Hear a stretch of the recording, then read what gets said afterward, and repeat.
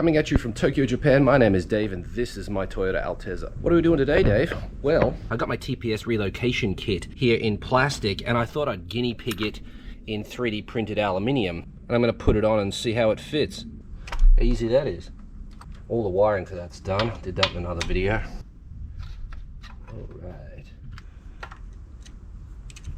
Plastic, aluminium. Is it gonna go on? Oh, like a glove, mate. Small one goes in there. The one with the spring on it goes on the bottom. Need to put the bearing and the nuts in there. I bought a fan, but I'm worried it's going to mess with my audio. But I think I'm going to have to turn it on because I'm sweating.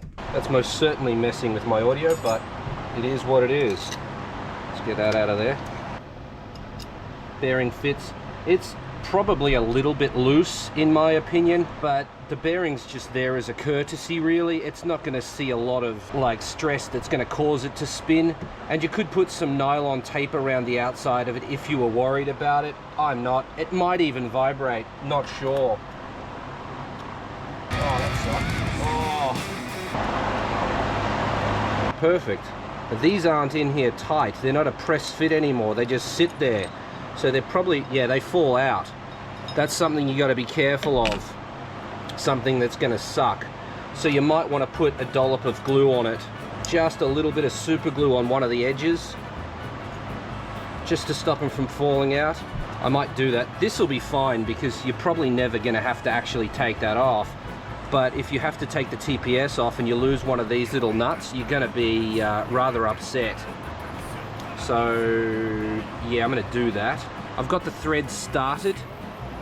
I'm going to put a little bit of super glue on one edge and then push it in, and that should be enough. It's just to stop it from moving, that's all. Just using this, it's a CA glue, nothing special about it. It's probably from the dollar shop, I don't even know. Yeah, come on. I'm going to need you to come out of there. It's not coming out. Could it be that the hole is blocked? Oh, great. Came out in a massive explosion of glue. So now we've got way too much on there. Thanks for that. Perfect, just what I wanted. We've made a mess of it. We're dropping stuff on the ground. Everything's happening as it should, as it normally would. Just wipe the excess off. That's not ideal. Some went through. Did it get on the TPS? Yes, it did. Oh, it didn't get on the rubber seal, so that's okay. Why do I fail at everything? That one's locked in at least. That's probably no good now. It'll work as Loctite. Oh, come on, don't be like that. It's going to glue itself in diagonally, probably. That's what it was trying to do, yeah. Dave, come on, get your shit together. Gluing one nut in. That's all I'm trying to do here, and I'm failing. Wow, I suck. I've lost the Allen key again. There it is. Yeah, alright, f this. Why is it that every project I do requires the tap and die set? Just running it through the die to get the glue off the threads. Right, there's clean threads now. Sucks to suck, Dave. It really does. Sucks to suck. There we go. And we just go sort of that tight. I've lost the bearing. Can you see the bearing? Like it should be in here, shouldn't it? Isn't this where I would have put it?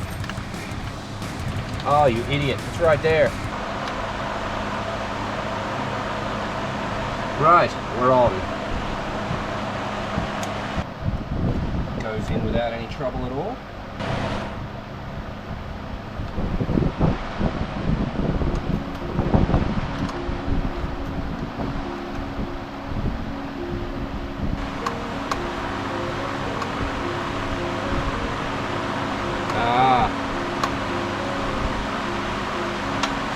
Okay, so it doesn't work. It's doing the same binding shit. I wonder why that is and how I can fix it. Is it the TPS or is it in the mech here?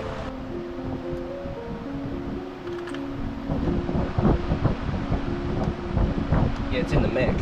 So the deviation that was okay in the plastic is not okay in the metal. Because this can't move, yeah, this doesn't work. That is a bummer. So the question is, how do we get it to work? Put on a much stronger spring, That would definitely do it. Loosen it off. Problem's gone. I pulled it apart. I think that it might be best to have the mount in plastic. This can be metal, that's fine. If there's any kind of misalignment here, you do want some area of give. And I mean, whilst this doesn't have a lot of give in it, it has more than the aluminium. And I think that's a positive thing. The 3D printed aluminium doesn't print as nice as plastic does. Yeah, that's way better. Like this isn't, it's not going anywhere. It's just got a little bit of flex in it, if any is required. And I think that is a good thing. This is PC-CF, so yeah, it's pretty good. According to Google's AI, gasoline resistance for this filament is good for short term, and that's going to be fine because it's not like we're going to be dipping it in gasoline. It just might get a splash on it every now and again somehow. And it has good oil resistance, so it should be fine. You can't use plastic there? Really? Really? Well, what's this then? You can't use plastic? Seriously? But that's ABS. Yeah, it's ABS, which is weaker. It's moving like this. One of the problems with having an all aluminium engine is there's nowhere to put your dial gauge. If I do that, it's going to be very non-scientific. I've set up the dial gauge and it's riding on the face. If I just do this, see that?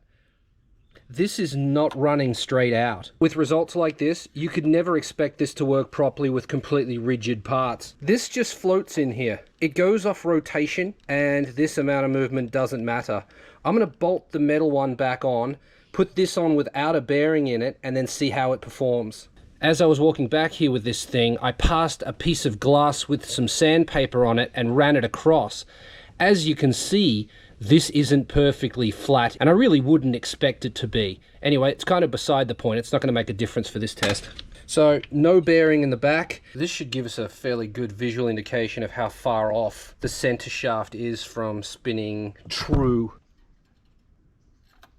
Yeah, I can't even see it. It's not bolted in. You can see it moving. Yeah, I wonder if it's worth undoing this, putting it all together, run it a few times, and then do this back up, see if I can't fix the angle that it runs on. I'll have to forgive my attire. I wasn't expecting company. The old grey wife beater. I haven't had a shower yet. It's like day 7 of this project. Oh, you designed your part poorly. I don't know. I don't know if I did, honestly. I just want to be sure that there's nothing more I can do. You know what I mean? Like, okay, so yeah, it moves around. Now there's a possibility that this thing isn't flat on the bottom, and that's causing it. What if we take this off, run it over a piece of sandpaper on some glass to try to get it flatter? That might help. Then I'm reminded at all times that this constantly has a spring pulling on it in this sort of direction. There's no way this is ever going to run true. I've just undone 2 of the screws and I can see that this is sitting up. Maybe it's this causing the deflection of this? Unlikely though.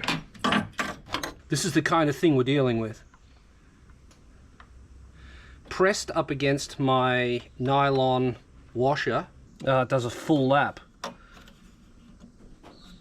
So it might even be more than a full lap. So that might be worse than what it was before. Oh, the dial gauge is now not allowed to have nice things, Dave.